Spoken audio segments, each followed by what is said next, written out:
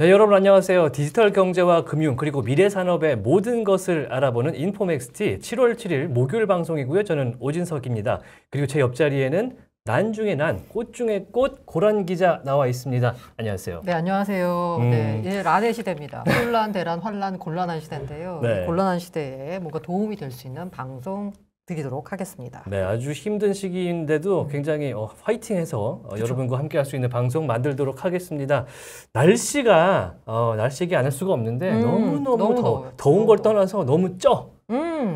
경제 전문 기자신데 혹시 뭐 폭염 관련해서 경보나 주의보 차이점 설명 가능합니까? 네, 폭염, 경보냐 주의보냐 할 때 기억해야 될 숫자는 두 개. 33이냐 35냐. 뭡니까? 33. 이 온도. 33도 이상이 이틀 동안 이어진다라고 하면 폭염 주의보고요. 경보가 더 세잖아요. 35도 이상이 이틀 동안 이어지면 폭염 경보가 내려집니다. 33과 35인데 제 느낌적인 느낌으로는 조만간 이 기준을 좀 올려야 되지 않을까. 그러니까 저도 그 생각을 했는데 경보로는 소용이 없다. 네, 지금 아스팔트가 녹을 것 같다. 이런 생각이 듭니다.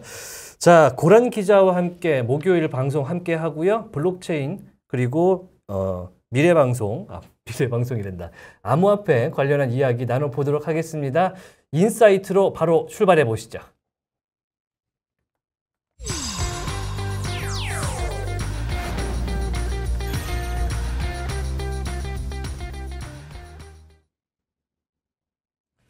네, 미래와 관련된 산업에 대한 이야기를 하는 방송이라는 얘기를 하려다가 미래방송이라는 얘기를 했어요. 미래를 보니까. 그만큼 정말 정보가 많은 세상인데 뭐 유튜브라든지 블로그라든지 너무너무 정보들이 많은데 거짓된 정보도 정말 많습니다. 거기서 우리가 참된 정보 그리고 사람들에게 도움되는 정보, 투자의 정보를 알려드리기 위해서 이 코너 마련했고요. 인포맥스 인사이트 시간입니다. 자, 오늘은 한 분 아니고 두 분? 두 분 저희 지금 스튜디오를 꽉 채우고 계신데 남자분 두 분께서 나와 계십니다. 고려대학교 블록체인 연구소 NFT 애널리스트 안치현 연구원 나와 계시고요. 그리고 연합 인포맥스의 자랑 블록체인 연구소 정효준 연구원 소개해 드리겠습니다. 안녕하세요. 예, 안녕하세요. 네. 안녕하세요. 와, 네. 환영합니다. 네, 방송하기 전부터 인사를 어떻게 해야 되냐. 서로 두 분이 눈을 마주치면서 웃고 계셨는데 굉장히 지금도 어색합니다. 가족 같고 화기애애한 분위기로 오늘 방송이 진행될 것 같습니다. 네, 굉장히 젊은 분위기를 내면서 먼저 안치현 연구원부터 자기소개를 좀 부탁드릴게요. 예. 안녕하세요. 저는 고려대학교 블록체인 연구소에서 NFT 애널리스트로 활동하고 있는 안치현입니다. 네, 반갑습니다. 와, 저는 말씀하시는데 지금 순간 목욕탕으로 우리가 옮겼나. 목소리가 너무 좋죠. 네, 장난이 아니시네요. 네. 굉장히 젊은 분이시고 아주 미래가 창창한 분이시고 저희가 한번 뵀던 분입니다. 그리고 우리 정효준 연구원도 소개 부탁드릴게요. 예, 안녕하세요. 저는 연합 인포맥스에서 디지털 자산 평가본부에서 PM으로 일하고 있는 정효준이라고 합니다. 잘 부탁드리겠습니다. 굉장히 먼 걸음 하셨습니다. 사무실에서 10m만 가면 있는 곳에서 3층 올라왔습니다. 먼 걸음 하셨습니다. 자, 안치현 연구원부터 질문을 좀 드려보겠습니다. 오늘 주제가 나는 NFT를 추앙한다. 아주 그럴싸한 제목을 작가님께서 지어주셨는데 사랑을 하다 못해 추앙을 한다. 아주 중독적인 문구예요. 그럼 오늘은 여기 우리 해방클럽? 그렇죠. 네. 뭐 되는 대로 네. 모든 것에 대한 이야기를 해봅니다. 안치현 연구원 저희 그 화상 연결 미국 다녀오셨잖아요. 예. 미국 NFT NYC 2022 예. 행사 다녀오셨는데 미국은 어떠셨습니까? 미국은 너무 좋았습니다. 일단 너무 좋아요. 미국 여행 처음이셨어요? 너무 좋은 건 뭐야? 미국도 처음이었고요. 두 가지 새로운 충격을 받으셨겠네요. 미국도 처음이고 거기서 열리는 NFT 행사도 처음이고. 미국행 비행기는 어떻든가요? 비행기 시간이 길더라고요. 그렇습니다. 먼 곳인데 잘 다녀오신 것 같고 자, NFT NYC 행사가 뭐 2022라는 얘기는 예전에도 있었고 이제 막 시작된다 이런 뜻도 될 것 같은데 NFT 사랑하는 사람들 거기 다 모였죠? 예, 그렇습니다. 어떤 의미이길래 굳이 뉴욕까지 안치현 연구원 다녀왔습니까? 저는 개인적으로 이제 그 NFT에 관심 있는 사람들이랑 그리고 업계에서 실제로 뭔가를 만들고 있는 사람들 그러니까 그런 사람들이 뭘 하고 어떤 생각을 갖고 있는지 궁금해서 간 것도 있고요. 또 현장에서 이제 그런 사람들이랑 얘기를 나누면은 또 제가 몰랐던 것도 알게 되고 약간 제 생각도 이제 다른 사람들이 어떻게 보는지 알 수 있으니까 좀 그런 현장의 분위기를 느끼러 갔던 게 컸습니다. 예. 뭐 현장 영상도 준비가 되어 맞아요. 있다고 하는데 일단 좀 싶은데요? 보면서 이야기를 하는 게 좋을 것 같아요. 한번 플레이를 좀 네. 해주시겠어요? 자, 봅니다. R인가요? 예, R입니다. 오! 뭐예요? 뭐야? 이 스마트워치 태그예요? 예, 이게 현장에서 나는 시계인데 네. 시계 비슷한 건데 그걸 태그를 하면은 이렇게 R이 올라오면서 오, 귀여워. 네, 점수를 획득을 합니다. 이제 예. 그러니까 이게 NFT를 실물처럼 만들었다는 얘기죠? 예, 맞습니다. 이런 거다. 오프라인용으로. NFT가 실제로 있고 지금 거래가 되고 있는 거고 그걸 예. 약간 현장에서 보여주기 위해서 일종의 페스티벌이니까 저렇게 실물 오프라인으로 만든 건 거고. 예, 맞습니다. 저 NFT 이름은 뭔가요? 이게 쿨캣이라는 프로젝트인데 쿨캣. 예, 여기 안에서 이제 쿨팻이라는 다른 프로젝트를 출시를 하고 쿨토피아라는 P2E 게임을 만들었어요. 그래서 이거는 이제 쿨팻이 아래서 나오는 장면을 이렇게 실제로 구현을 한 거고요. 이제 이 현장에서 이거 말고 다른 뭐 게임을 하거나 뭐 뛰어다니거나 하는 것도 있었는데 그런 것들로 점수를 쌓으면 관련된 굿즈를 얻을 수 있고 약간 그런 식으로 이 프로젝트 자체를 체험하게 해주는 그런 공간이었습니다. 아, 그럼 연구원님은 쿨팻 NFT 갖고 계세요 혹시? 저는 갖고 있진 않는데 이제 관심이 있어가지고 이 오. 공간에 직접 가보게 됐습니다. 그러니까 얼마나 관심이 있으면은 뭐 저거를 직접 찍어 올 리가 없잖아요. 네. 너무 귀엽습니다. 계속해서 보겠습니다. 아, 이건 뭐야? 이건 약간 수조를 보는 느낌. 아쿠아리움? 이거는 전시인데 이제 무라카미 타카시라는 일본 작가의 전시거든요. 무라카미 하면 하루키밖에 하루키밖에 몰라요. 안 예, 맞습니다. 저도 그래요. 예, 무라카미 타카시의 작품인가요? 예, 예. 아, 이게 예술 작품인 거예요? 예, 예술 관람용. 작품이고, 예. 어.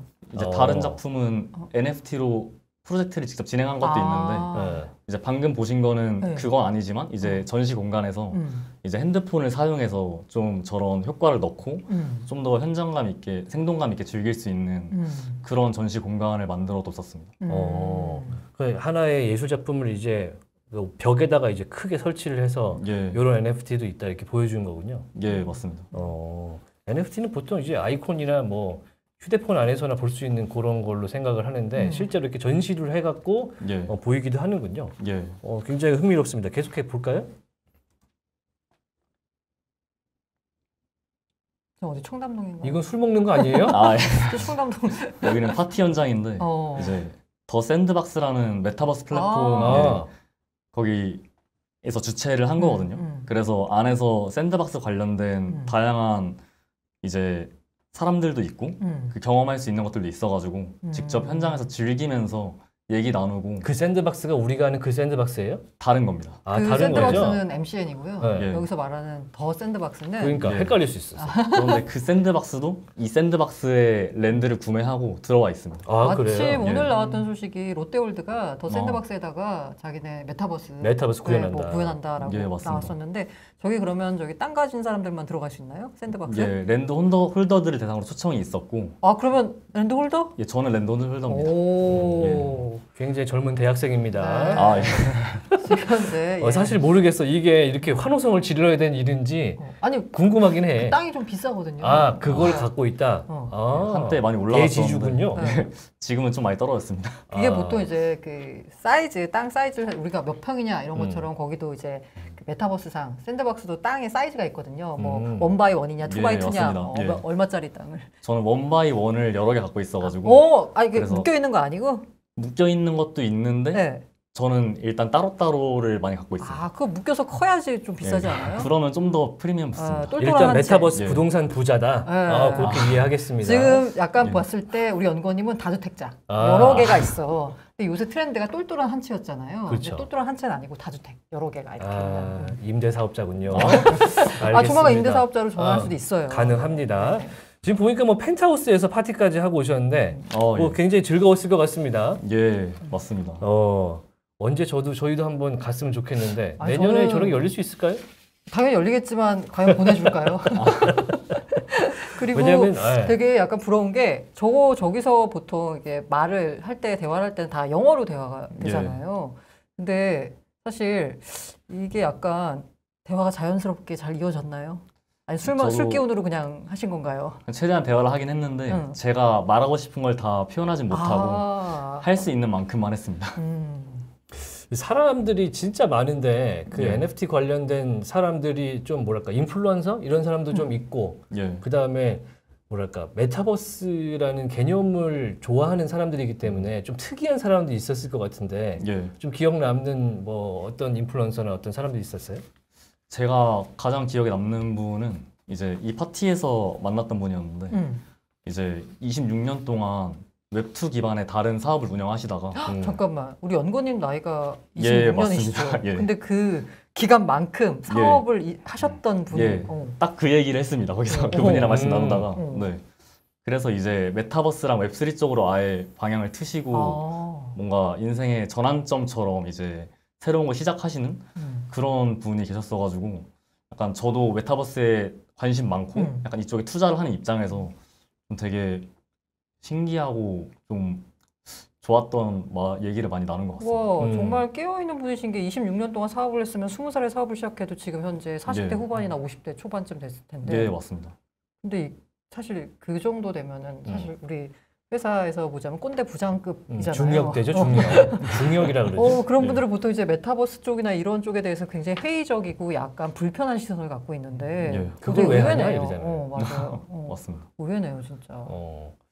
좋습니다. 이 행사 현장 영상도 보고 하니까 고려대학교에서 많이 투자를 하는구나 이런 생각이 드는데 지금 실제로도 암호화폐 투자 많이 하시죠? 예, 저는 투자를 많이 하고 있습니다. 어머니가 뭐라고 합니까? 어머니께서 정확히는 잘 모르시는데 이제 그래도 제가 투자를 해서 일단 수익이니까 예, 그래도 그 부분에 대해서는 이제 알아서 해라 이런 식으로 주체적인 분이에요. 혹시 뭐 앵커님 아시는지 모르겠는데 그 코인판에 되게 유명한 짤이 있거든요. 아들아 너 코인 하는 거 아니지? 그 짤이 있는데 어머님이 그렇게 질문을 하신 적이 있으세요? 있습니다. 네. 그때 어떻게 대답하셨어요? 네, 하고 있긴 한데 그래도 걱정하실 정도는 아니다. 그렇게 걱정할 필요가 없는 게 이미 부동산 부자라니까요. 아까 제가 딱 부자라고 말씀드렸죠. 네, 펜트하우스에서 파티를 하고 왔어요. 게다가 이게 좀 비유를 들자면 더 샌드박스 이게 약간 메타버스 부동산인데 여러 개가 있잖아요. 그 가운데 더 샌드박스, 뭐 디센트럴랜드 지금으로서는 더 샌드박스가 일종의 약간 그 아리팍 정도가 되는 그 땅입니다. 아크로 리버팍 정도. 진짜요? 네. 진짜 부자네? 가장 메이저예요, 가장 메이저. 굉장합니다. 자, NFT를 사랑하는 분들이 모였는데 결국에는 부동산 부자로 끝이 난 처음 인터뷰였고요. 자, 연합인포맥스 정유준 연구원이 기다리고 있습니다. 오래 기다리셨죠? 예, 얼마 안 기다렸습니다. 네. 저희가 계속 땅 얘기하고 있었는데 혹시 우리 뭐 어떻게 좀 들고 계세요? 저도 땅을 하나 들고 있다가 어느 플랫폼에서? 저는 이제 엑시 인피니티 엑시 쪽에 랜드를 투자를 했다가 이제 그걸로 조금 재미 좀 보고 이제 저는 그 엑시 인피니티 그 동물들 있잖아요. 전 P2A 게임을 좀 즐겨 했기 때문에 그거를 한 20마리 넘게 들고 있었는데 지금은 이제 다 그게 휴식 조각이 되었다는 좀 불편한 전설이 슬픈 전설이네요. 한때 그 엑시가 얼마까지 갔었죠? 한때는 뭐 그 한 마리당 뭐 이제 몇 이더 이렇게 갔었죠. 그러니까. 그리고 그 파츠라고 해서 NFT를 구성하고 있는 요소들이 있는데 파츠가 조금 레어리티가 높은 친구들은 좀 이제 대전에서도 이제 쉽게 이기고 또 돈을 많이 버니까 값어치가 계속 올라갔던 그런 상황이 있었죠. 본인이 갖고 있었던 엑시 중에 가장 비싼 거는 얼마까지 갔었어요? 저도 1, 2더는 넘기지 않았나. 그때 당시 1, 2더는 그때 1, 2더면은 한 200만 원쯤 됐었나요? 한 300, 400 정도? 됐던 걸로 기억을 합니다. 네, 연합인포맥스에서 준 월급을 모두 블록체인에 투자하고 있는 정효준 연구원 이야기 계속 듣고 있는데 이쯤에서 제가 한번 끊는 이유는 저희가 사실 주제를 NFT라는 주제를 가지고 시작을 했는데 결국에는 그렇게 되지 않을 것 같아서 먼저 안내를 좀 드리고요. 자, NFT를 많이 좋아하는데 그거부터 살짝 하고 할게요. NFT 행사 다녀오셨고 오늘 NFT 때문에 나오셨는데 NFT들 지금 얘기하고 있는데 왜 좋아하는 거예요? 그게 뭔데 그게?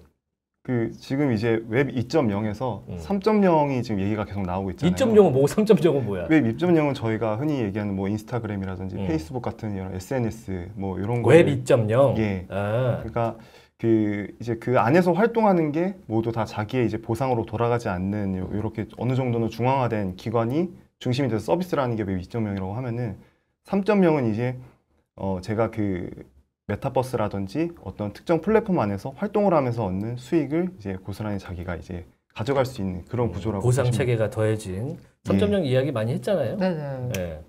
그 NFT는 왜 좋아한다고 생각하세요? 저는 일단 기본적으로 이 디지털 자산에 대한 소유권이라는 개념 자체에 좀 처음에 충격을 받아서 충격까지? 예, 왜냐하면 사실 그동안 디지털 자산이라고 하면은 뭐 그림이나 사진이나 게임 아이템 같은 거 다 약간 뭔가 소유의 개념은 아니었잖아요. 그냥 있는 거지. 내가 사긴 했는데 내 건 아니야. 예, 맞습니다. 복사 붙여넣기도 충분히 가능하고 소유를 증명할 수 없고. 근데 이제 NFT가 나오면서 이제 이 자체를 약간 내 거라는 걸 증명할 수 있고 그게 블록체인상에 영원히 기록이 되면서 불변성을 갖고 이제 유일성을 갖고 하니까 약간 그런 부분이 나중에 디지털 생태계가 더 활성화가 되고 웹3 메타버스가 나오면서 무조건 더 활성화가 되고 커질 수밖에 없는 시장이 아닌가 그런 생각에서 저는 되게 처음에 빠져들었던 것 같습니다. 그 연구원님 말씀 들으니까 제가 NFT를 정의가 굉장히 뭐 많잖아요. 예. 그 가운데 가장 인상적이었던 정의가 그 갤럭시 디지털 마이크 노보그라츠가 이렇게 정의를 했어요. 인터넷이 정보를 무료로 공짜로 누릴 수 있게 해줬다면 그 이제 그 NFT는 가치 있는 것들의 가격을 매겨준다라고 했거든요. 그리고 지금까지 아까 말씀하신 대로 우리가 어떤 예를 들어서 짤이 가치가 있어. 하지만 여기에 대해서는 아무도 가격을 매기지 않아요. 왜? 다 그냥 복사해서 붙여넣기 해서. 검색하면 나오니까. 맞아요. 원본과 복사본의 차이가 없거든요. 예. 그런데 여기 NFT는 이 원본이라고 인증서를 딱 박아주니까 가치가 있어진 거죠. 가격이 매겨진 거죠. 예, 맞습니다. 가치가 있는데 가격이 매겨준 거니까 가치가 지금까지 있었는데 그런 복제 문제 때문에 가격이 매겨지지 못했던 대표적인 산업이 콘텐츠 산업. 그러다 보니까 콘텐츠 기업들이 다 NFT에 뛰어든다라고 볼 수 있는 거죠. 근데 궁극적으로 NFT가 근데 뭐랄까 어디에 쓰일 수는 없는 거잖아요. 왜요?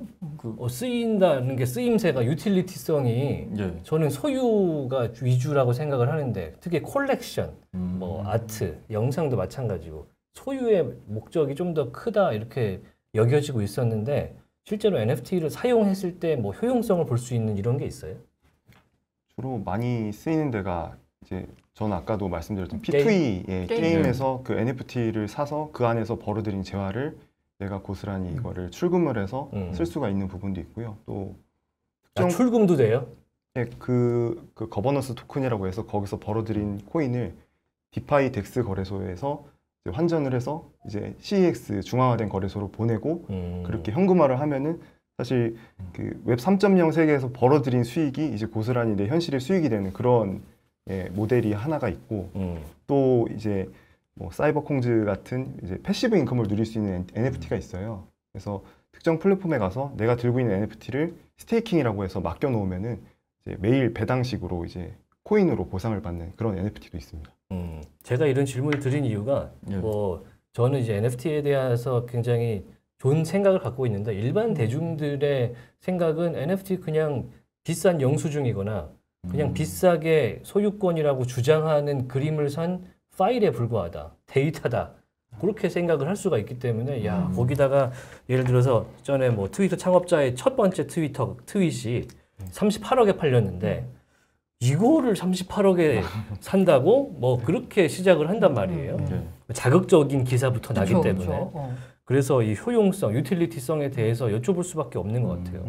저렇게 약간 현금 흐름을 창출할 수도 있고 그리고 이제 NFT가 단지 디지털 안에서만 존재하는 게 아니라 오프라인이랑 연결하려는 시도도 이제 되게 많이 나오고 있거든요. 네. 그래서 약간 그 레스토랑 같은 거, 음식점 같은 거를 이제 NFT의 IP를 활용해서, 그러니까 이거의 어떤 지적 재산권 같은 거를 활용을 해가지고 어떤 음식을 판매하거나 이제 어떤 사업체를 운영할 때 적용을 시켜가지고 판매할 수도 있고 실제로 우리나라에서 이제 고스트 프로젝트라는 그 프로젝트가 있는데 그 프로젝트 관여된 사람들이 직접 그런 오프라인에서 레스토랑을 운영하고 있는 경우도 있고요. 그리고 그 보드 에이프 야치 클럽 BAYC라고 많이 알려진 유인원 있잖아요. 원숭이처럼 생긴 거. 네. 그게 해외에서는 이미 그런 햄버거 가게 같은 거 운영을 하면서 직접 온오프라인에 연결하는 것도 사례가 있습니다. 그 육아랩스에서 햄버거 가게를 운영해요? 제가 알기로 육아랩스에서 하는 게 아니라 네. 그 홀더 중에서 이제 자기 BAYC와 약간 MAYC 같은 걸 활용해서 이제 포장지를 만들고 그런 예, 매장을 만들고 하는 걸로 알고 있습니다. 그 NFT라고 하면은 그래서 처음 출발은 사실 그 이른바 아트였어요, 아트. 그 뭐라 해야 되나, 이게 그림이죠. 예술인데 이걸 그냥 디지털로 옮긴 거야. 그러다 보니까 이 아트라는 것에 대해서 가치가 과연 얼마로 매겨지느냐, 이 부분에 대해서는 그건 사람마다 다 객관적인 기준이라는 게 없잖아요. 그냥 이전에 직전 거래 가격이 있을 뿐이지. 그리고 아까 말한 약간 기념품 같은 느낌으로 아까 그 트윗 창업자의 첫 번째 트윗을 38억에 산 건 그 산 사람 자체가 이미 디지털 부자예요. 코인 부자예요. 코인 부자니까 거기 그리고 그 디지털 창업자 잭도시가 약간 일종의 뭐랄까 이쪽 업계에서 구루 약간 그런 느낌 받아요. 선구자.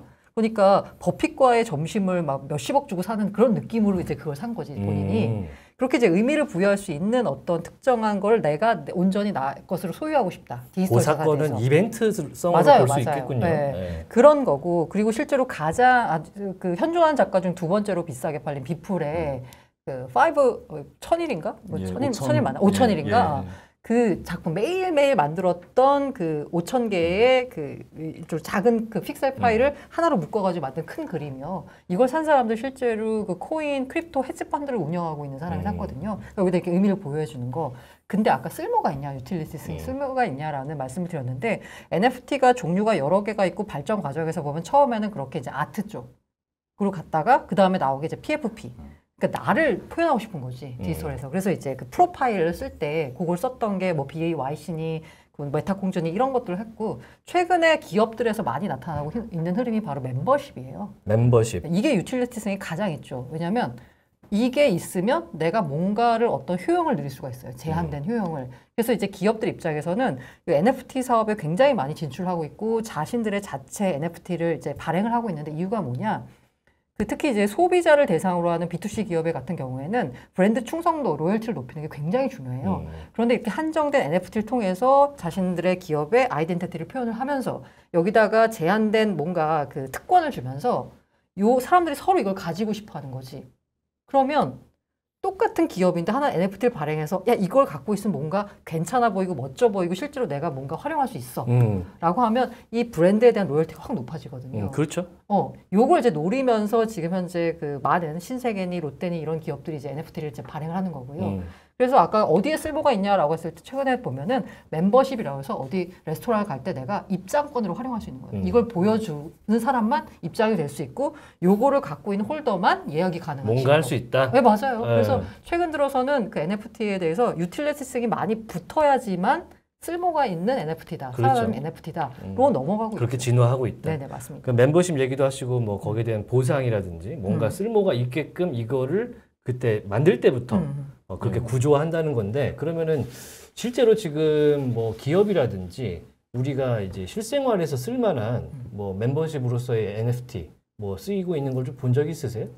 지금 최근에 가장 핫했던 게 신세계백화점에서 나온 푸빌라라고 푸빌라. 예, 클레이튼 기반으로 NFT가 나왔는데, 말씀하셨던 것처럼 이제 레어리티에 따라서 MVG 혜택을 부여하는 뭐 발레 파킹이라든지 가서 식음료권 뭐 몇만 원권 이렇게 부여를 해주는 게 있는데, 그게 저도 관심이 있어서 이제 한번 찾아봤는데 그 레전더리 등급인가요? 미스틱 등급인가? 제일 높은 등급은 거의 한 3천만 원을 줘야지 살 수가 있더라고요. 근데 어떻게 보면은 그 연간 어느 정도 소비를 했을 때에만 MVG 혜택을 부여받는 현재 시스템에서 NFT만 소유를 하면은 그 혜택을 누릴 수 있다는 점에서는 되게 좀 혁신적이다 이런 생각이 좀 들었어요. 그러니까 이게 그 등급이라는 게 그 MVG 이게 백화점에서 연간 얼마를 사면은, 예를 들어서 우리는 주차하러 맨날 올라가야 되는데 이 사람은 1층에 그냥 갈 수 있고 그거 말하는 거잖아요. 예, 맞습니다. 예. 요게 NFT가 있으면은 뭐 3천만 원이지만 예. 그냥 그걸 쓸 수가 있다. 네. 예를 들면 그런 식으로 사용할 수 있다. 그렇죠. 신세계백화점 어플 들어가서 지갑 연동을 하면은 그게 쿠폰 형태로 나오는 걸로 알고 있어요. 그거 외에 또 알고 계신 뭐 사례 있으세요? 제가 이번에 NFT NYC 가서도 되게 역시 다오 미국 형태... 그 경험. 미국파. 약간 다양한 그런 멤버십 개념의 NFT를 발행하는 프로젝트를 진행하시는 분들을 뵀거든요. 가장 기억에 남는 거는 이제 전세기 관련해서 전세기. 네. 전세기랑 뭐 호텔, 골프장 이런 걸 묶어서 약간 하이엔드 멤버십 개념으로 NFT를 발행하는 팀도 있었고요. 그리고 제가 기존에 뭐 투자를 했거나 봐왔던 프로젝트 중에서 골프장 관련된 멤버십 그리고 또 시티다오라고 약간 이런 블록체인 기반의 어떤 도시를 하나 건설을 하겠다. 그래서 와이오밍주에서 이제 다오 관련된 그런 법안 추진이 진행이 됐었고 통과가 됐었어요. 네. 그래서 거기다가 이제 뭐 이더리움 기반의 도시를 건설하겠다. 여기 안에서는 뭐 우리가 기여하고 활동하는 만큼 보상도 가져갈 수 있고 약간 뭐 독자적인 그런 도시를 만들겠다. 뭐 이런 시도도 있었는데 그런 식으로 되게 다양한 멤버십이나 어떤 구성원 단체 형태의 NFT들도 많이 나타나고 있습니다. 제가 여기서 또 궁금한 게 그러면 또 이 프로그램 지금 보시는 분들이 댓글에 이렇게 쓸 수 있어요. 야, 그거 그냥 팔면 되는 거잖아. 회원권 3천만 원짜리 그냥 뭐 카드로 해갖고 주면은 들어갈 때 주차를 보여주면 되는 거 아니냐. 이걸 꼭 NFT를 사야 되냐. 뭐 회원권 그냥 팔면 되는 거 아니냐. 굳이 이거를 NFT를 해야 되느냐. 이렇게 얘기할 수 있단 말이에요. 그럼 어떻게 됩니까? 맞아요. 회원권을 만들어서 팔아도 돼요. 네. 근데 이제 회원권을 만들게 되면 회원권의 그 약간 법적 권리나 뭐 이런 모든 게 다 발행사가 이제 갖고 있는 거거든요. 근데 NFT화하면 내가 소유할 수 있는 소유권이 완전히 넘어온다라고 보시면 돼요. 그러니까 소유권과 이용권의 개념이 있잖아요. 근데 NFT에 보면은 회원권은 이용권만 갖고 가는 거예요. 그러니까 내가 이걸 갖고 있으면 이걸 이용할 수 있는 권리를 가는 거지. 여기에 대한 모든 건 어느 날 갑자기 발행사가 나는 이제 이거는 취소 이렇게 해버리면은 물론 여기 뭐 애초에 할 때 뭔가 이렇게 법적인 계약이 구속된 게 있겠지만 이게 뭔가 발행사가 이걸 뭐 취소 이렇게 하게 되면은 갑자기 권리가 사라질 수 있는 거거든요. 근데 NFT로 발행됐을 때는 이용권, 소유권 모든 게 다 나한테 온전히 넘어오는 거거든요. 게다가 이게 이제 그 회원권과 좀 다른 점들이 뭐냐면 P2P 거래가 가능하다는 거예요. 중간에 있는 곳을 항상 통해서야만 중앙화된 어떤 것을 통해서야만 이 회원권 거래가 가능하는데 그게 아니라 이제 내가 그냥 이 NFT는 정말 이게 확실하니까 디지털상으로 확실한 나의 소유권이 인증을 딱 도장을 찍어준 거니까 이걸 내가 이 연구원님한테 이제 팔아도 되는 거죠. 그럼 이분은 이게 약간 위조야? 뭐 이런 거 의심할 필요 없이 바로 살 수도 있는 거고요. 예, 그러면은 뭐 지금 NFT 얘기 계속 하고 있는데. 뭘 갖고 있어요? 지금 두 분. 그게 중요한 거야. 아까 부동산 부자라고 인증했는데 그럼 NFT로 두 분이 갖고 있는 거 자랑할 만한 거 아무나 손들어서 하시면 됩니다. 저는 메타버스 관련해서는 더 샌드박스랑 그리고 아더디드 아더사이드라고 유가랩스에서 발행한 이제 런칭한 메타버스 플랫폼이 있거든요. 그래서 거기에 있는 랜드 대박. 부동산을 좋아하는구나. 아니 지금 아더사이드 말씀 주셨는데 그거 그 이른바 민팅이라고 해서 일종의 이제 주식으로 치자면 IPO 느낌이에요. 그 조금 뭔가 처음에 딱 발행할 때 좀 싸게 살 수 있는 그런 기회거든요. 뭔가 소규모만 이렇게 할 수 있게 했던 그런 거예요? 근데 이제 민팅 경쟁이 엄청 치열했는데 어떻게 되셨어요? 그때 이제 그 제 지인분 중에 한 분이 화이트리스트 신청에 성공을 하셨고 우와. 그게 1인당 활이 하나당 2개를 민팅할 수 있어요. 아, 그래요? 그래서 그분 1개, 저 1개 이렇게 했는데 그때 이더리움 트래픽이 폭증해서 가스비만 거의 한 700~800만 원 들고 수수료만 그리고 그 땅 가격 자체도 그때 한 800만 원 정도 했던 것 같아서 거의 수수료랑 땅 가격 포함하면은 이제 1,500 정도를 주고 구매를 했고 지금 현재 거래 가격은 얼마인가요? 현재 거래 가격은 한 3이더리움 정도니까 한 400만 원 되지 않을까 싶어요. 아, 이것도 많이 떨어졌구나. 근데 저는 그 당시에 이제 하나 샀었는데 이제 하나를 일단 팔았어요. 왜냐면 그때 한 2,000에서 2,500 사이였어요. 하나당 민팅 직후에. 네, 그래서 1,500을 내고도 이제 수익을 볼 수 있었던 민팅이었는데. 되게 훌륭한 투자네. 네, 일단 원금 회수한다. 예, 맞습니다. 그래서 원금 회수하고 나머지 하나를 이제 그냥 같이 갖고 있는. 거래 수익에 대한 내용은 너무 자세하게 하시면은 어머님이 슬퍼하시기 때문에. 뭐 슬퍼 벌었잖아. 아니 많이 잃었잖아요. 아니 이런 거는 고점 대비해서 이런 거고. 아니 근데 이게 지금 NFT와는 별개의 얘기로 굉장히 좋은 투자법인 게. 저도 약간 실천해야 되는데 잘 못하고 있어요. 제가 잘 팔지 못해서. 근데 이제 투자를 했을 때 뭘 투자한 다음에 약간 이게 더 오를 것 같아 라는 느낌이 들잖아요. 네, 맞아요. 그럼 이제 안 팔고 있다가 결과적으로 떨어지면은 들어가서 수익을 못 보게 되는 경우가 네. 있거든요. 그래서 그런 투자법을 많이 말씀들 하세요. 일단 사가지고 뭔가 이렇게 올랐어. 그러면은 그 중에 일부는 팔아서 원금을 회수해라. 맞아요. 그러면 그 나머지 남아있는 양이 있을 거 아니에요. 공모주 같은 거군요. 남아있는 양이 있으면 이거는 그 다음부터는 무조건 플러스에 가격이 네, 있는 한 이거는 무조건 플러스 수익이거든요. 왜냐하면 이미 원금을 회수했기 때문에. 그래서 굉장히 마음 편한 안전한 투자법이라고 많이들 추천하시는데 잘 못하고 있습니다. 네, 무조건 그 욕심 수익이 때문에. 난다는 발언은 저의 의견이 아님을 다시 한번 알려드리고요. 네, 일단 팔아서 원금 회수해라. 네, 정유주 연구원은 뭐 NFT 갖고 있는 거 아까 있다고. 예, 부동산 아니죠? 예, 부동산은 아니고 지금 말씀해 주셨던 그 원금을 가져오는 걸 멘징이라고 하잖아요. 아, 지금 멘징을 못한 케이스가 딱 저고요. 아, 예, 저는 그래서 엑시 인피니티도 제일 많이 들고 있었는데 결국 가격이 많이 떨어진 상태로 그냥 제 지갑 안에 있고 일단 게임을 좋아하시나 봐요. 예, 게임 관련으로 P2E가 한때 좀 붐이 일어서 예, 그걸로 저는 NFT를 샀던 이유가 뭐 PFP도 있겠지만 패시브 인컴 때문에 좀 샀던 게 커가지고. 패시브 인컴은 뭐예요? 그 수동 그냥 가만히 있어도 돈이 벌리는 예, 그런 느낌이라고 보시면 되고. 편하게 돈을 벌고 싶다.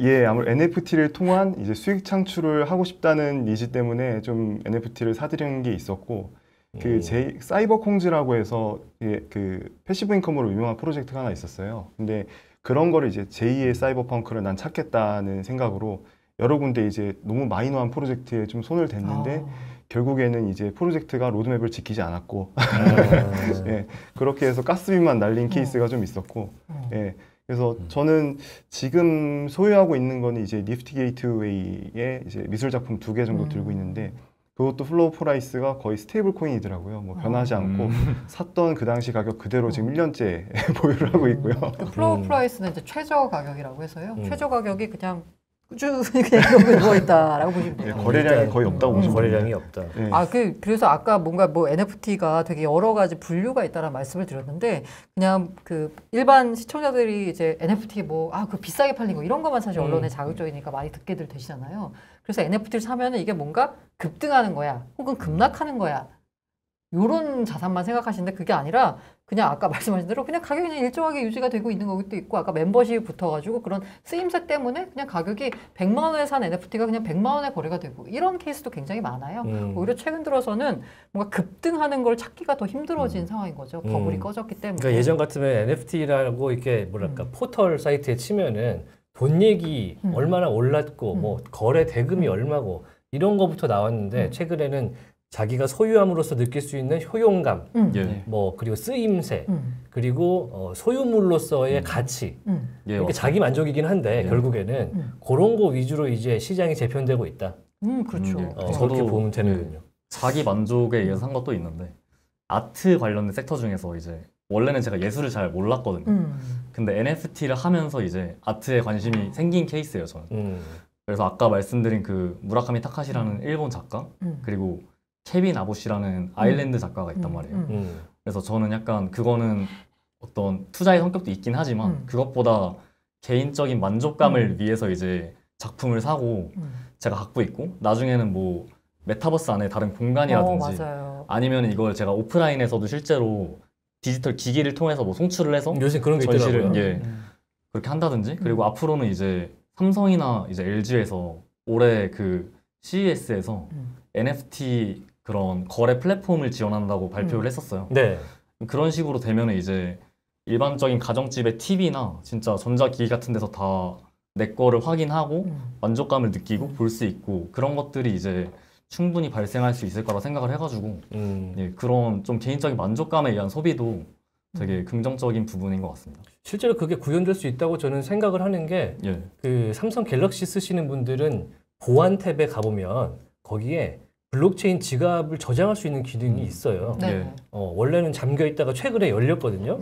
그런 걸 봤을 때는 이렇게 큰 전자 대기업에서도 NFT라든지 블록체인에 대한 대응을 이제 하고 있다. 그게 이제 헛된 시장만은 아니다. 이렇게 보는 측면이 분명히 있는 것 같고, 그리고 원래 파인 아트에서도 실제로 그림을 그려서 파는 그것도 뭐 NFT 가지고는 돈 벌려고 저거 한다고 하지만 파인 아트도 돈 벌려고 하는 사람 많잖아요.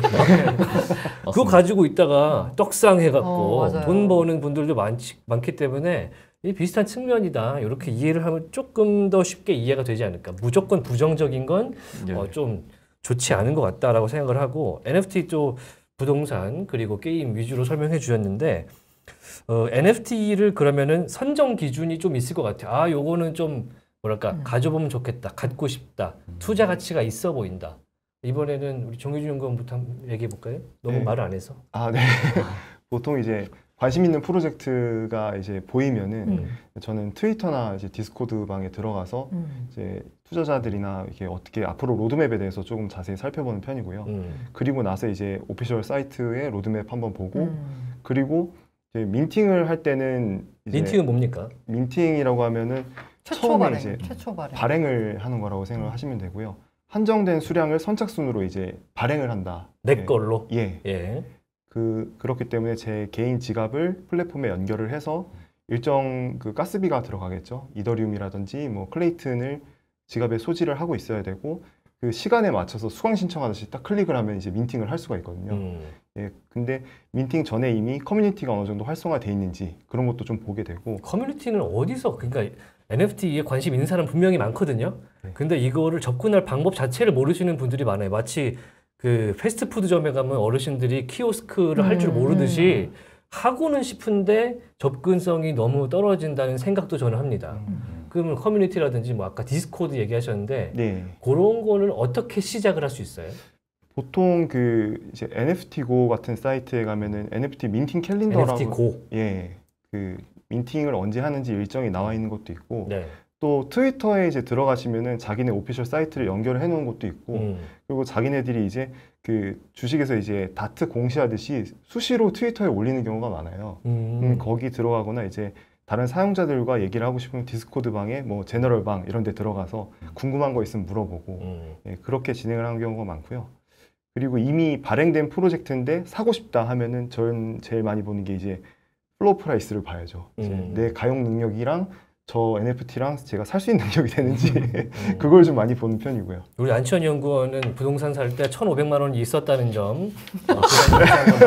그거 이미 원금 회수했다는 점. 원금 회수까지 하고 남았다는 점도 알려드리는데 연합인포맥스에서 저는 NFT 그런 뭐랄까 공시 그런 거를 이렇게 보여주는 걸 하나 만드셨으면 좋겠어요. 우리 연구원님께서. 예, 안 있으면 그래도 편하지 않을까. 예, 그런 기능에 대해서 좀 논의가 이루어지고 있고 아직 국내에서는 NFT에 관련된 정보를 좀 일목요연하게 정리한 곳이 좀 드물죠. 예, 드물죠. 그러니까 영어로 된 데만 찾아갖고 괜찮다 싶은 거를 또 영어로 된 사이트에서 해야 되는 거잖아요. 예, 대부분 맞아요. 해외 예, 사이트. 너무 어렵네. 예, 그래서 진입 장벽이 좀 나 어느 같은 정도 사람은 있고. 어떡하라고. 이게 참 어려운 게 우리가 코인 투자나 뭐 NFT나 블록체인 관련된 투자를 할 때 되게 어려운 점이 뭐냐면 이 업계의 공식 용어가 이게 코인이 국경이 없잖아요. 그러다 보니까 공식 용어가 그냥 영어예요. 막 게임 용어도 막 섞여 있고. 다 영어야, 다 영어로. 다 네. 영어. 그러다 보니까 한국 사람들 투자하기는 사실 쉽지가 않죠. 너무 진입 장벽 높네요. 맞아요. 그게 좀 어려운 점이긴 합니다. 그래서 그래서 아까 NFT 관련된 공시를 일목요연하게 보여주는 뭐 사이트 뭐 없냐라는 뭐 이런 말씀을 해주셨는데 그 NFT 뱅크라고 해가지고요. 그 굉장히 좋은 곳에서 투자도 많이 받은 국내 스타트업이 있어요. 그래서 거기 가보면 그 NFT에 대한 나름의 자기들이 가치 평가 모델도 도입을 했습니다. 그러니까 이른바 여기서 나오던 수익을 계산해서 뭐 주식에서 뭐 퍼 계산하고 PBR 계산하고 막 이런 것처럼 해가지고 아까 말한 최저 가격 흐름이나 뭐 이런 걸 해가지고 이게 지금 가격이 적정 가치인지 아닌지 이거를 자기 나름대로 모델로 뭐 채권 가치 모형 뭐 이런 거 해가지고 평가를 해놨어. 사이트 좋아. 다 영어야. 그러다 보니까 이 한국 사람들 입장에서 보기엔 상당히 어렵더라고요. 근데 아마 만들어 주신다고 하니까 기대가 많이 되는데요. 인포맥스 T에서 인포맥스를 응원합니다. 자, 우리 안치원 연구원도 얘기를 좀 들어봐야 될 것 같은데. 예. 저희가 여쭤봤던 거 NFT를 사실 뭐 부동산 좋아하시니까 예. 미래 가치를 많이 보시고. 근데 제가 보니까 역시 땅이더라고요. 부동산 좋아하시니까 많이 하시는데 기준점이 있다면 뭡니까? 또 부동산입니까? 저도 일단 기본적으로 커뮤니티 활성도는 보고요. 액티브 유저가 얼마나 많은지. 예, 액티브 유저도 보고 그냥 절대적인 수 자체도 보고 이제 그리고 발행 주체의 영향력이 저는 세다고 봐서 이 발행 주체가 누구인지도 좀 유심히 보거든요. 예를 들어서 이제 그 클론 X라는 프로젝트가 있는데 네. 거기는 RTFK 스튜디오라는 나이키에서 인수한 이제 메타버스 패션 관련 그런 브랜드예요. 그래서 거기랑 이제 무라카미 타카시랑 협업을 해가지고 만든 케이스고, 그리고 뭐 다른 뭐 BAYC, MAYC 같은 경우는 이제 커뮤니티가 워낙 잘 돼 있고 이게 앞으로의 로드맵이나 이 사람들이 이끌어 나갈 그런 미래를 봤을 때 가능성이 있을 것 같다. 그러면 투자를 하는 편이고요. 그리고 좀 메타버스 관련된 것들은 이게 땅들이 엄청 많이 있는데 그 안에서의 입지가 다 다르거든요. 그러니까 땅 아까 말씀하신 것처럼 크기도 다 다르고, 그리고 같은 1x1 크기라도 이제 엄청 크고 이제 파트너사가 좋은 데가 있어요. 그 옆에 있어야지. 예, 막 유비소프트, 아디다스, 구찌 막 이런 데가 들어가 있는데 그 옆에 붙어 있는 땅들 그런 거 좀 보고요. 그리고 예. 현실 세계는 똑같네. 맞아요, 맞습니다. 맞아요. 스타벅스 있는 네. 건물 옆에 하면은 맞아요, 땅값이 맞아요. 비싸고 예. 그거랑 똑같네요. 예. 맞아요. 그리고 기본적으로 약간 투자 접근할 때 저는 길게 가져갈 거랑 그리고 바로 민팅하고 팔아서 빠질 거를 좀 구분을 해놔요. 그래서 제가 메타버스 관련된 랜드 관련된 거는 그냥 길게 들고 가려고 이제 말씀을 많이 드렸던 거고 이제 그냥 단기적으로 매매를 계속 한 거는 정말 시장 특히 좋을 때는 이게 하이프라고 하죠. 그 버블이. 네, 열기가 좋고 사람들이 참여할 것 같으면 일단은 민팅하고 이제 일정 수익을 보고 판매하고 그리고 아까 말씀하신 것처럼 원금 회수 관련된 부분은 이제 이 프로젝트가 하이프도 있을 것 같고 장기적으로도 괜찮을 것 같으면 애초에 여러 개를 사요. 애초에 여러 개를 산 다음에 몇 개를 팔아서 원금 회수를 해요. 그리고 이제 나머지는 홀딩하거나 상황 봐서 파는 방식으로. 예. 굉장히 손이 빨라야겠네. 눈치도 빨라야 맞아요, 돼. 맞아요. 그리고 정보가 진짜 엄청 많으니까 계속 트위터, 디스코드 이런 거 봐야 되고. 제가 지금 듣다 보니까 좀 궁금한 게 하나 생겼는데 요즘에는 뭐 언론에서 말하는 MZ세대 이런 분들은 저랑 또 고란 기자랑은 또 그 인식이 다르거든요. 그쪽 그 20대 그쪽은 뭐야? 아니에요? 아니라는 표정으로 쳐다봐갖고 그런 메타버스나 NFT를 뭐 내가 갖는다, 코인에 투자한다 이거에 좀 더 많이 열려 있나요? 기본적인 접근성, 아마 뭐 정보 공유, 네. 뭐 이런 것들? 제가 다른 세대랑의 비교를 정확하게 할 수 없어가지고 상대적인 거를 정확히는 모르겠지만 그래도 아무래도 좀 더 디지털에 친숙하고 그리고 편견이 없나? 예, 편견도 많이 사라졌어요. 옛날에는 되게 안 좋았었는데 막 17년, 18년 이때는 최근 들어서는 제 주변 친구들한테도 물어보니까 이제 관심은 있는데 모르니까 안 하는 약간 들어가기 겁나는 그런 것들이 많아서 그러니까 할 줄은 안다는 거죠.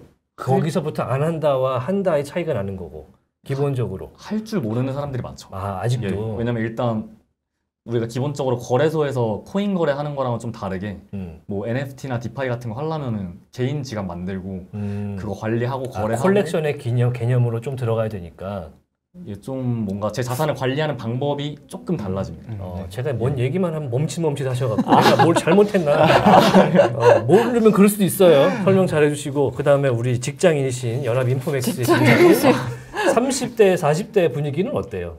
40대 분위기는 모르실 것 같은데. 예, 40대 분위기는 잘 모르겠고요.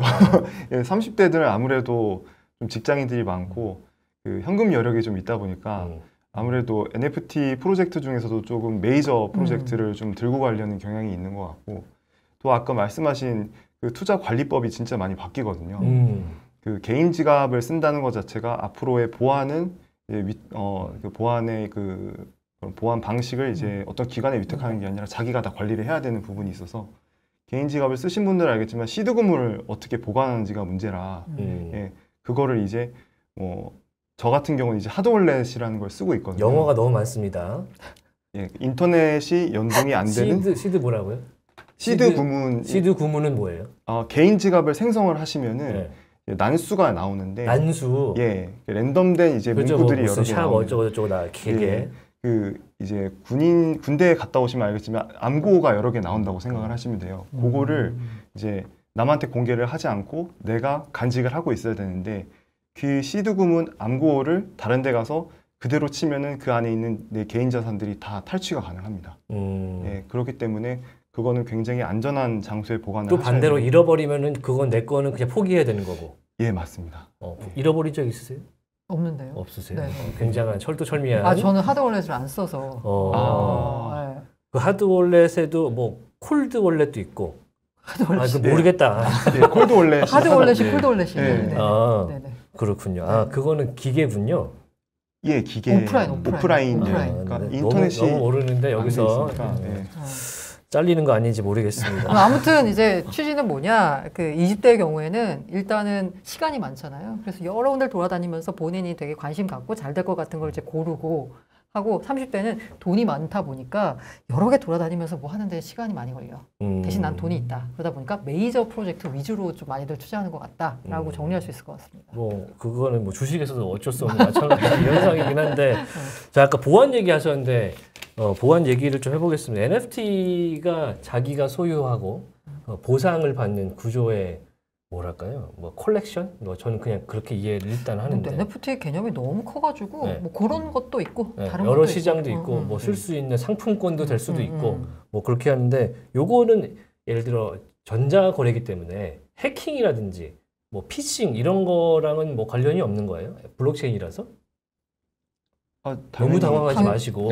예, 약간 탈취의 위험이 굉장히 쉽고요. 탈취를 그럼 어떻게? 아까 말씀드린 것처럼 만약에 이제 뭐 와이파이를 쓴다거나 이제 자기 개인 지갑을 인터넷상에 항상 연동을 해놓고 다니시는 분들은 그 시드구문 아까 말씀드린 그 주소를 그 암호문을 이제 빼가면은 그거만 있으면 모든 예를 들어 휴대폰 메모장에 내가 기억하려고 써놓다가 해킹당하면 끝인 거네요. 예, 맞습니다. 그래서 하드 월렛이라고 뭐 철판 같은 데다가 뭐 옛날에 석기 시대에 새겨놓듯이 새겨놓고 집에 책상에다 넣는다 뭐 그런 거예요? 예, 시드구문을 보관하는 방법 중에 하나가 그런 게 또 있고요. 제가 아는 분은 이제 아침에 일어나서 시드구문을 한 번씩 읊고 일어나신다고 하시더라고요. 대박. 머릿속에 저장하는 거예요? 예, 머릿속에 저장하는 것만큼 아무것도 못 믿겠다는. 대단하다. 예, 근데 그 안에는 이제 많은 다량의 NFT와 뭐 디파이 자산, 암호 자산이 있겠죠. 예를 들어 뭐 내가 지금 한 50억 그 뭐 갖고 있는데 그걸 잃어버리면 안 되니까 정말 길을 쓰고라도 그거를 보관을 잘 해야겠네요. 예, 보관을 잘 하셔야 됩니다. 자, 그 다음에 나왔던 질문이 제가 받은 게 NFT라는 것도 이제 소유자를 구별할 수 있느냐, 뭐 구매자라고 해야 되나요? 뭐 소유를 누가 했는지 알 수 있다, 누구나? 뭐 그런 질문이 들어와 있는데, 그거는 어떤 대답이 가능합니까? 일단 그 NFT에 들어가 보시면은 그 NFT 디스크립션도 있고 그 소유주가 딱 명확히 나와요. 근데 그 소유주가 이제 좀 난수로 나와서 좀 이게 가시적인 거로 이게 누가 갖고 있다는 걸 잘 모르긴 하는데 보통 그렇게 소유주를 파악을 하고는 합니다. 그 약간 뭐랄까 인터넷 도메인 사면은 그거 IP 주소 검색하면은 소유주랑 서버가 어디 있다 그 정도까지는 나오는 정도? 지갑 주소당 이제 이 지갑 주소에 어떤 게 있는지 그리고 그런 각각의 NFT마다 또 거래 내역을 확인할 수 있거든요. 이게 어느 사람을 거쳐서 얼마에 판매가 됐었는지 그게 다 블록체인 네트워크 상에서 이루어지는 것들이니까 그 지갑 주소를 특정인과 매칭하기는 힘들 수 있어도 최소한 그 지갑 주소에서 어떤 거래가 있었고 어떤 걸 갖고 있는지 그거는 확인이 가능합니다. 그래서 그 이제 많이 이제 나 자랑하고 싶은 이런 마음의 욕구가 있는 게 그 이제 PFP라 그래서 픽처 포 프로파일 해가지고 트위터 같은데 보시면 이렇게 자기 이렇게 사진 이렇게 나오잖아요. 사진을 이제 다양하게 쓰고 있는데 옛날에는 제가 그 예를 들면은 나는 너무 BAYC라고 엄청 비싼 그 NFT가 있거든요. 요거 비싸니까 나 갖고 있는 것처럼 좀 꾸미고 싶어. 이래가지고 그냥 BAYC 그 그림을 이렇게 약간 원숭이 그림이죠? 원숭이 그림을 약간 이렇게 해가지고 그냥 내 프로파일을 올리면 됩니다. 그러면 나는 그 프로파일이 내 거야. 그치. 근데 지금 최근 들어서 나타난 흐름이 뭐냐면 아까 제가 이게 진짜 소유주와 복제본을 갈라준다라고 했잖아요. 이제 트위터가 국내는 아닌데 해외에 도입한 기능이 뭐냐면 이게 진짜 NFT잖아요. 그럼 이 프로필이 육각형인가로 표시가 돼요. 그 다르게 모양 링 같은 거 둘러준다거나. 그러면 얘 딱 보면 이 사람은 얘는 작아네. 아니면 얘 진짜네 이렇게 되는 거죠. 게다가 만약에 이 사람이 BAYC 같은 걸로 했다라고 치면 찐 부자네. 그러니까 이렇게 이제 남들이 봐주는 거거든요. 과시욕, 소유욕을 디지털에서 어떻게 드러내느냐가 이제 이제 NFT를 통해서 가능하다라고 했는데 지금 현재 이제 웹2 기반의 여러 가지 SNS 플랫폼들은 이게 진짜인지 가짜인지를 잘 구분 안 해줬는데 이제 점점점 구분해주기 시작하는 거예요. 카카오도 뭐 그런 거 한다고 맞아요. 그럼 이제 카카오 프로필 나왔는데 지금까지는 그냥 대충 이렇게 이제 이렇게 약간 잘라가지고 그림 파일을 붙여가지고 할 수 있었거든요. 표기한 것도 사실 그것까지 이렇게 해갖고 붙이면 NFT 같잖아. 아, 그거 생각 못했는데. 이렇게 링을 해주면 링까지 해갖고 이미지로 넣으면. 아, 그게 약간 그럴싸한데? 조금 약간 무리가 있을 것 같은데. 그런 잔머리 굴린 사람 분명 있습니다. 네, 그래도 만약에 진짜 NFT를 한 사람과 이거를 복제한 걸 한 사람은 뭐랄까 이건 내 거니까 자랑스럽고 자부심이 있는데 솔직히 좀 거시기 하잖아요. 그래서 그런 얘기를 하더라고요. 제가 아니 그 복사라고 하는데 제가 들었던 인상적인 말이 지금 현실 세계에서 그 옛날보다 되게 그 이른바 짝퉁이 좀 많이 사라진 것 같거든요. 뭐 제가 나이가 들어서 그런지 모르겠지만 이 짝퉁이 사라진 게 뭐냐면 옛날에는 대충 뭔가 비슷한 걸 들고 다녀도 사람들이 제 짝퉁 들었네라고 바라보는 시선 자체가 뭐 그닥 그렇지도 않았고 본인도 많이 별로 부끄럽지 않았어. 근데 지금은 짝퉁을 안 들면 괜히 부끄럽잖아요. 이게 남들이 봐서 짝퉁인지 아닌지를 모를 정도의 아주 고급 짝퉁이, A급 짝퉁인데도 불구하고 내가 부끄럽잖아. 드는 내가. 근데 NFT가 앞으로 그렇게 될 거라는 거죠. 그러니까 인플루언서가 최근에 뭐 무슨 사진을 올리는데 진품과 가품을 섞은 영상을 올려서 그게 뭐 적발되니까 뭐 잠수 타고 뭐 그런 논란이 생기는 것도 다 그런 일환 중에 하나일 수도 있다고 생각해요. 부끄러우니까 막 잠수 타고. 맞아요. 옛날 같으면 뭐 당당하게 그냥 뭐 어때 내가 산 건데 이럴 수 있잖아요. 그게 몇만 원이건. 뭐 그런 얘기도 나오고 있고. 이번에는 또 우리 고려대학교의 안치원 연구원님께 오랜만에 질문을 오랜만에 드려보는데 NFT라는 게 좋아하시지만 분명히 암호화폐 시장 그 흐름에 따라가기 때문에 거래량도 너무 줄고 있고 시장 자체가 위기에 지금 직면해 있다. 물론 검색어로 NFT를 치면은 아직도 포털 사이트에는 몇 페이지씩 하루에 나오긴 하는데 그 시장이 좀 위기감을 갖고 있다라는 거는 뉴욕에서는 못 느꼈어요. 근데 그 안에서는 가격적인 얘기는 많이 안 나눴고 거의 이제 어떤 걸 새로 시작할 건지 앞으로 어떻게 만들어 나갈 건지 그리고 약간 너무 새로운 희망만 품는 거 아니야? 아 근데 그런 것도 있었어요. 그 현장에서 여기 관련된 사람들 말고 관심은 있지만 투자하고 있지 않은 사람들도 있었거든요. 그 사람들은 약간 이제 관심 많이 하면서 왜 이걸 해야 되냐 그리고 이거 웹2에서 할 수 있는 건데 굳이 왜 웹3로 가져와서 하냐 지금은 여기서 그런 질문들도 되게 많이 있었고 그런 얘기도 많이 나눴는데 그런 질문을 하면 거기 사람들은 뭐라 그러던가요? 이제 일단 아무래도 이 시장 자체가 이제 막 태동하고 있는 단계고 지금 사실 굉장히 많은 시도들이 나오고 실패하고 그게 반복되는 과정이라고 저는 보고 있거든요. 그래서 지금은 되게 초기 과도기라고 생각을 하고 그래서 이런 과정들을 통해서 좀 더 성숙되고 좀 더 NFT 프로젝트면서도 자기의 비즈니스 모델을 갖고 있어서 스스로 현금 창출도 할 수 있고 좀 그런 괜찮은 프로젝트들이 더 많아지고 이제 사람들의 인식도 개선되고 법적 제도도 좀 정비가 될 거라고 저는 생각을 하고 있습니다. 야, 법 얘기 잘 하셨는데 법 얘기는 이제 연구원한테 저희 같은 회사를 다니고 있는 입장에서 한번 여쭤보겠습니다. 법적인 문제 분명히 있을 것 같아요. 물론 컨셉 자체는 굉장히 뭐랄까 차세대 예술품 혹은 뭐 유틸리티성도 좋고 차세대 뭐 티켓 뭐 이런 걸로 쓸 수 있고 뭐 게임 아이템도 될 수 있고 무궁무진하게 쓸 수 있는 건 맞는데 이게 무단 도용을 해갖고 NFT를 만들어도 그걸 아직은 뭐 어떻게 할 수가 없다. 이런 얘기가 있어요. 그거부터 사실 사람들이 의심하는 거거든. 원작이 있는 거를 마음대로 NFT를 만들었는데 이거를 처벌을 못 한대. 그리고 문제가 아직은 없대. 그거는 진짜 큰 문제일 수 있다고 봐요. 어떻게 생각하세요? 일단 그거에 대해서 저도 그 관련된 포럼도 다녀보고 얘기를 좀 들어봤는데 사실 모작을 NFT로 만들어서 발행을 했을 때 이거를 어떻게 분간을 할 것이냐 사실 그 가장 기본적인 그 단계에서 특정 협회라든지 이런 데서 어느 정도 보증을 해줘야 된다. 예, 그런 단계가 필요하고 또 거래소의 역할이 중요하다. 이런 모작을 올리지 않게 사전적으로 뭐 인증된 작품을 그 오픈시 같은 경우는 옆에 이제 베리파이드 마크를 붙이거든요. 그런 식으로 거래소에서 그거를 좀 책임을 지고 이거는 위작입니다, 위작이 아닙니다라는 걸 조금 체크를 해주는 그런 법적인 절차가 필요할 것 같고요. 또 이제 저희 같은 뭐 회사에서도 그런 NFT를 뭐 스마트 컨트랙트라고 해서 그 각 프로젝트마다 고유의 주소가 있어요. 그거를 가져와서 이게 진위의 여부를 파악할 수 있는 DB를 자체적으로 구축을 해서 이제 사람들이 뭔가를 이제 사려고 했을 때 이게 정말 진짜인지 진위 여부를 가릴 수 있는 그런 툴도 이런 저희 기업들이 제공을 한다면은 좀 NFT 시장이 좀 이런 위작이나 모작이 좀 줄어들고 좀 선순환이 되지 않을까 그렇게 생각을 해봅니다. 사실 그게 굉장히 중요한 포인트인 것 같아요.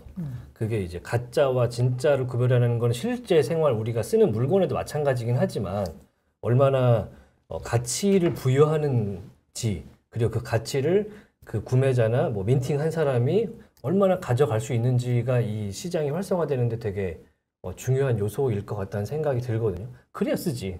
가짜인데. 그러니까 이게 사실 아까 말한 대로 이게 뭔가 그런 저작권 관련돼 가지고 뭔가 국내 법을 만들어 가지고 규제를 하게 되면은 이게 이 글로벌로 이게 거래가 되고 있기 때문에 로컬로 규제되는 거잖아요. 우리만 규제하고. 그러니까 이게 글로벌로 뭔가 공동된 어떤 가이드라인이나 이게 나와야지 우리나라에서 법을 만든다고 해서 이걸 어떻게 막을 수 있는 방법이 없거든요. 왜냐하면 아까 말씀드린 대로 블록체인은 국경이 없기 때문에. 근데 이제 최근에 보시면 이제 투자자들 입장에서는 여러 가지 유의해야 될 점 관련돼 가지고요. 문화체육관광부 홈페이지에 가보면 NFT 관련된 유의사항 뭐 이런 거 약간 유의사항입니다. 그야말로 규제가 아니고요. 유의사항에 공지사항 수준이죠. 공지사항 수준의 이제 안내가 나왔는데 그거 참고하시면서 투자하실 때는 좀 요런 점에 유의해야 되겠다 보시면 될 것 같고요. 그때 문화체육관광부 그 과장님이 나오셔가지고 하시는 얘기를 들으니까 뭔가 이렇게 딱 법을 만들어서 뭘 강제하기에는 이게 모호한 부분이 있다. 그리고 아까 말씀드린 대로 어떻게 우리가 뭔가를 만들어서 해외 프로젝트를 만약에 우리 그 법에 따라 뭔가를 하게 되면 이 다른 나라에서 봤을 때는 자기들의 주권 침해가 그렇죠. 또 문제가 네. 또 빚어질 수도 있기 때문에요. 그래서 가장 좋은 방법은 아까 이걸 거래하시는 거래 플랫폼들이 뭔가 좀 더 책임질 수 있는 구조를 만드는 게 좋다라는 그런 말씀해 주셨어요. 그러니까 예를 들자면 우리가 이제 미술품을 거래할 때 이게 진품인지는 그 갤러리가 보증해 주잖아요. 그렇죠. 아니면 뭐 크리스티 같은 경우에 대해서 이거 진품이라고 딱딱 찍어주고 그리고 만약에 그게 가품이었나 위조품이었을 때는 그 회사가 책임을 지잖아요. 그런 식의 뭔가 구조가 이 NFT 시장에도 도입되는 게 규제 방향으로 맞을 것 같다. 강제로 뭐 법을 만들어서 처벌하기보다는 이런 일단은 플랫폼의 자율 규제라고 하긴 좀 그렇고. 그리고 궁극적으로 봤을 때 그 플랫폼이 살아남으려면 만약에 저 거래소에 갔더니 가짜가 판치더라. 이러면 이제 아무도 거래소를 안 쓸 거 아니에요. 그러니까 거래소 입장에서도 장기적으로 성장하기 위해서는 이렇게 이제 가짜를 좀 걸러내는 작업이 필요하겠죠. 그런 걸 유통하는 플랫폼 자체에 대한 평가를 하는 것도 상당히 중요한 것 같습니다. 만들고 계시죠? 알겠습니다. 예.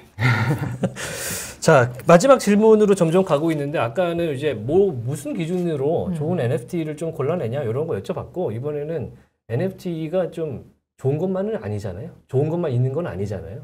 그래서 요거는 좀 가렸으면 좋겠다. 이렇게 해야 좀 불량 NFT를 좀 골라낼 수 있겠다. 뭐 그런 기준이 있다면 또 어떻게 봐야 될까요? 우선 그런 게 있어요. 독창성이 없는 프로젝트들이 되게 많이 나오는데 이 독창성이 없다는 거는 기존에 성공한 프로젝트들이 있잖아요. 근데 그 프로젝트에서 사용했던 방식을 그대로 뺏겨가지고 그냥 오는 거예요. 근데 작품성도 없고 이제 그런 거 뺏겨 오기만 하고 굳이 이 프로젝트만의 메리트가 없는 거죠. 이제 그런 프로젝트들을 좀 조심하셔야 될 것 같고요. 그리고 좀 제가 개인적으로 사용하는 방법 중에 하나가 이제 완전 인플루언서들로만 홍보를 하는 경우들이 있어요. 근데 그게 좀 알고 보면 실속이 없는 프로젝트들이 많다고. 옛날 ICO처럼. 예, 그런 느낌으로. 그래서 그게 뭐 초기 하이프가 있을 수도 있지만 그래도 저는 위험성이 더 많다고 판단을 해가지고 그래서 좀 그런 자체적인 매력이 없는 경쟁력이 없는 프로젝트들은 좀 손 안 대는 게 좋지 않나. 호날두 NFT 어떻습니까? 최근에 발표한 거. 호날두 축구 선수 호날두가 자기 NFT 발표하겠다고 이렇게 해갖고 바이낸스랑 한다 그래서 바이낸스 티셔츠 입고 막 홍보하는데 이런 거 실속이 있을까요? 이제 그 호날두라는 일단 자체 선수의 네임밸류가 있기 때문에 일단 기본적으로 검증된 NFT라고 생각은 하고요. 또 그 NFT를 소유할 때 어떤 혜택을 주느냐에 따라서 좀 이제 그거에 대한 가치가 달라질 것 같다는 생각입니다. 요새는 확실히 말씀하시는 거 들어보면 예전에는 그냥 갖고 있는 것만으로 만족하는 거가 좋다. 여기까지 갔다면 요새는 이제 그걸 가짐으로써 내가 뭔가를 할 수 있다. 요거에 초점이 좀 많이 간 것 같긴 합니다. 불량 NFT 어떻게 골라냅니까? 우선 아직까지 언급이 안 됐던 것 같은데 NFT도 그 체인이 다 제각각이고 사실 이더리움이 제일 많은 포지션을 가지고 있고 두 번째가 이제 솔라나거든요. 그런데 이제 좀 마이너한 체인들이 있어요. 뭐 폴리곤도 이제 나오기는 하지만 뭐 플로우도 있고 그 각 블록체인마다 니어 프로토콜도 있고 각 NFT가 다 개별로 있는데 사실 그 체인에 따른 가격 변동성도 굉장히 크기 때문에 가격 코인이 만약에 그 레이어 1 코인이 좀 내려가면 NFT도 같이 내려가는 양상을 띠기 때문에 좀 이제 처음 투자를 하시는 분들은 이더리움 기반으로 하시는 게 조금 안전할 것 같다라는 좀 생각이 들고 또 프로젝트를 이제 운영하는 운영진들이 예전에는 다 익명으로 나왔었는데 요즘은 좀 믿음을 주기 위해서 KYC, Know Your Customer라고 해가지고 자기네 정보를 조금 공개를 하는 경우가 있어요. 그런 프로젝트를 조금 보시는 게 아무래도 조금 러그풀이라고 해서 중간에 튀고 나르는 그런 프로젝트가 먹튀. 먹튀의 위험을 조금이라도 덜 수 있는 방법이 아니실까 싶습니다. 그 특이한 게 NFT 쪽의 사람들은 제가 이번에 그 NYC 행사 홈페이지를 또 가보니까 자기 이름으로 써놓은 사람이 별로 없어. 그래서 이 사람이 누군지 심지어 사진도 안 그려져 있고 뭐 킹콩 그림부터 뭐 로보트, 로블록스 PFP 느낌을 많이 쓰죠. 그래서 이 행사는 대체 무슨 행사고 이 사람이 누구인가 이런 생각을 하게 되는데 그것도 이제 참고의 기준이 될 수도 있겠군요. 저는 그냥 약간 개인적으로 말씀을 드리자면 뭐 투자 판단에 참고만 하세요. NFT 투자가 코인 투자보다 훨씬 더 어려운 것 같아요. 개별 프로젝트별로 또 그 NFT 중에서 또 하나하나가 또 다르기 때문에 그래서 저는 약간 NFT 할 때 본인이 웬만큼 잘 알지 않으면 절대 유통시장에서 사지 말라고 말씀드려요. 유통시장에서 사지 마라. 네, 유통시장에서 그 발행시장 아까 민팅이라는 얘기 했는데 민팅은 아까 IPO랑 비슷해서 공모가를 주는 거예요. 일종의 공모가 받으면 일단 상장하자마자 막 보통 그렇죠. 따상 가잖아요. 그래서 일단 그 민팅 가격으로 내가 받는다는 건 굉장히 최저 가격으로 받는다라는 느낌이 있어요. 웬만해선 민팅 가격보다 떨어지지 않는 경우가 제일 많거든요. 그런데 이미 민팅을 해가지고 유통시장에서 거래가 되면 이미 따상쯤 간 가격이야. 이미. 여기서 사면 물론 여기서 샀어도 예를 BAYC라고 지금 가장 비싸게 거래되는 그 NFT의 경우에는 유통시장에서 샀어도 이미 몇 배가 올랐어요. 몇 배, 몇십 배가 올랐는데 근데 그런 거를 내가 보는 눈이 있냐 없냐를 스스로한테 물어보세요. 그러니까 그냥 일반 뭐 그림이나 예술품 보는 눈이 아니고 NFT의 눈이 있어야 되는 거잖아. 그러면 그 보는 눈이 아마 웬만하면 다 없으실 거예요. 그러면 그 발행 시장에서 사는 거는 그나마 최저 가격에 살 수 있기 때문에 괜찮지만 유통시장에서 사는 건 이미 내가 비싼 가격에 사는 거기 때문에 내가 보는 눈이 있는지 없는지를 스스로 이제 판단하시길. 그러니까 일종의 공모하는 거를 좀 노리면 더 좋고 아무래도 조금 더 눈을 기르는 것도 좋고 이렇게 생각되는데 이제 그것 때문에 제가 또 여쭤보는 게 그 BAYC 고릴라가 있고 그리고 요새는 고양이가 있고 왜 이렇게 둘을 좋아하는 거예요? 항상 제가 물어봅니다. 둘밖에 없어. 원숭이 아니면 원숭이 아니면 고양이야. 뭐 NFT는 그 둘 아니면은 쳐주지도 않아요. 개구리도 있고요. 개구리도 있고. 뭐 공룡 이런 거 안 돼요? 아니 그러니까 이것도 일종의 뭔가 고블린 좀 뜨고 고블린도 있고. 있습니다. 그러니까 좀 뭐랄까 캐릭터 동물도 많고 세상에 기린도 있고 코뿔소도 있고 얼마나 많습니까? 근데 굳이 그 BAYC가 고릴라로 이제 선두주자이기 때문에 원숭이야? 원숭이. 오피셜입니까? 메타콩주는 고릴라, 요거는 이제 원숭이. 다른 거구나. 생긴 건 비슷해가지고. 그래갖고 유행에 너무 따르는 거 아닌가 그런 생각이 들어서 그럼 거기서 비싼 거 사면은 조금 디자인 다르다 그래서 그거 사면은 내 거가 좀 특이한 건 아니잖아요.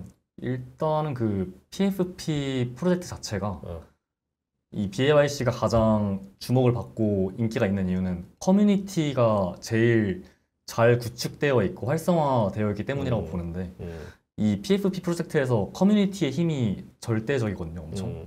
그래서 이거를 누가 갖고 있고 그 구성원들 간에서 어떤 상호작용이 발생하고 이제 그 PFP NFT를 갖고 뭘 할 수 있느냐 약간 이런 것들이 다 유기적으로 작용을 한다고 보는데 이제 BAYC 같은 경우는 이미 뭐 유명인들, 뭐 저스틴 비버나 뭐 포스트 말론, 에미넴 뭐 그런 굉장히 세계적으로 유명한 사람도 갖고 있고 그리고 그 안에서 이미 자신의 BAYC를 활용한 다양한 파생 프로젝트도 나오고 있고 그리고 이미 너무 잘 구축을 해놨기 때문에 그 입지가 점점 단단해지는 과정인 것 같고요. 아직까지는. 그리고 좀 다른 그런 아까 말씀하셨던 뭐 고양이 아마 쿨캣 말씀하신 것 같은데 그런 뭐 쿨캣, 두들, 뭐 클론엑스 이런 다른 PFP 프로젝트도 자신들만의 이제 커뮤니티를 구축하고 이제 그 커뮤니티에서의 특징 그런 것들이 있기 때문에 그냥 간단히 말씀드리면요. 잘 나온 프로젝트 따라하게 돼 있거든요. 왜 고양이냐? 처음에 NFT의 시조세쯤 되는 게 크립토 키티라고 해가지고 고양이 버전이 있었어요. 그러니까 그 키티 그러니까 고양이 이제 라인이 있는 거고 류가 BAYC가 잘 나가. 그러니까 유인원 류가 생긴 거예요. 메타 공주도 여기 원숭이 그럼 우린 고릴라 이렇게 이제 한 거예요. 그렇군요. 되게 잘 나간 프로젝트 류가 그냥 생긴다라고 보시면. 그러니까 아직은 시장이 뭐 우리가 생각하는 만큼 진짜 막 엄청 커서 뭐 다양하게 있기보다는 아직은 뭔가 게임 커뮤니티, 빅 게임 커뮤니티 같은 개념으로 생각을 하는 게 지금은 좀 좋을 것 같다는 생각이 들고 또 뭐 아까 그 NFT를 통해서 뭐 나훈아 디너쇼 이런 데 갈 수 있고 맞아요. 그럴 수도 있어요. 그런 그러니까 실제 우리가 효능감을 느낄 수 있는 게 있으면 좀 더 많이 퍼질 수 있겠다 이런 생각이 드네요. 제가 그 말씀하시니까 뭐 지금도 진행되고 있는지 모르겠는데 NFT 한창 인기를 끌었을 때 저 아는 분이 조용필 NFT 추진하신다고 하는 얘기를 들었었습니다. 어떻게 됐습니까? 지금 현재 소식은 잘 모르겠습니다. 네, 코로나 사태에 비껴나가지 못하신 것 같습니다. 자, 두 분께서 마지막으로 NFT를 사랑하는 사람으로서 또 시장을 참여를 하시는 분으로서 뭐 일반 대중 시청자분들에게 이 시장의 매력 포인트 뭐가 있다. 먼저 우리 인포맥스의 우리 연구원부터 한번 얘기해 주시죠. 네, 우선 NFT를 이렇게 좀 심도 있게 또 좋아하는 사람들끼리 얘기할 수 있는 기회가 많이 없었는데 오늘 이런 자리가 있어서 너무 좀 재밌게 얘기를 할 수 있었던 것 같고요. 또 이제 막 NFT에 입문하시는 분들이라든지 사실 앞으로는 이런 가상세계에서 더 활동하는 시간이 길어질 것 같아요. 그러면은 제 가상세계 안에 메타버스 안에 내 아바타를 뭐가 증명을 대신할 것이냐라는 거를 한번 고민을 해보시고 내가 뭐 트위터 블루도 있었지만 그 안에서 나를 대변할 수 있는 그런 특정한 뭐 PFP가 될 수 있고 그런 거를 한번 유심히 찾아보시는 것도 되게 NFT의 매력을 느낄 수 있는 그런 포인트가 아닐까 싶습니다. 알겠습니다. 굉장히 매력적인 시장이라는 거를 갖고 있기 때문에 그리고 또 우리 안치원 연구원님. 또 NFT의 그런 뭐 메타버스, 아트, 게임 같은 다양한 섹터들이 있으니까 관심 있는 섹터에 직접 한번 투자를 해보시면서 경험을 해보시면 뭔가 더 와닿고 좋은 경험이 되실 것 같고요. 그렇게 좀 즐기시면서 투자하시고 그러면 좋을 것 같습니다. 일단은 NFT라든지 메타버스라는 단어가 너무 많이 나오기 때문에 관심이 분명히 다들 이게 뭐지라는 생각을 하실 거예요. 무조건 부정적인 생각보다는 한번 이게 뭔지 뭐 거래까지는 뭐 차치하더라도 한번 쳐다보고 관심을 가져보는 것도 나쁘진 않다. 뭐 어떻게 생겼는지는 알아야 될 거 아니에요. 그러고 보니까 그 서울 일러스트레이션 페어라는 서울페 페스티벌이 열리고 있어요. 클립 드롭스라고 해서 카카오에 가면 클립이라는 지갑을 깔 수가 있거든요. 이 지갑을 깔고 클립 드롭스가 이제 NFT 그 마켓플레이스쯤 되는 거거든요. 공짜로 NFT 4개를 각 10,000개씩 해가지고 무료로 나눠줍니다. 선착순이거든요. 제가 아까 하나를 받아봤더니 제가 한 1,500번쯤 받았더라고요. A 작품에. 근데 B, C, D 작품이 있고 나머지도 열어보니까 각각 제가 오후 한 10시 기준으로 해가지고 500개 정도밖에 안 됐어서 아직 많이 남아있거든요, 자리가. 공짜로 일단 한번 받아보세요. 공짜로. 이거에 관심이 있든 없든 한번 이게 뭔지 맞아요. 받아보고 어떻게 쓰는지는 뭐 차치하더라도 구경이라도 해보시면은 이게 뭐 매력을 판단할 수 있지 않나. 카카오 가셔서 클립 지갑 까신 다음에 그 서울페 거기 클립 드랍스 들어가시면 공짜로 받을 수 있는 그 링크가 있거든요. 공짜로 받으세요. 일단 받아보면 뭔가 모두 소진되기 전에 한번 받아보시는 게 좋을 것 같습니다. 걱정이네. 자, 오늘 순서 여기서 모두 마무리하겠습니다. 고려대학교 블록체인 연구소의 안치원 연구원 나와 있고요. 그리고 연합인포맥스의 블록체인 연구소 정효준 연구원도 오늘 시간 함께했습니다. 나와주셔서 너무 두 분 감사합니다. 네, 여기서 인사하면서 끝내겠습니다. 이렇게 인사합니다. 안녕. 안녕.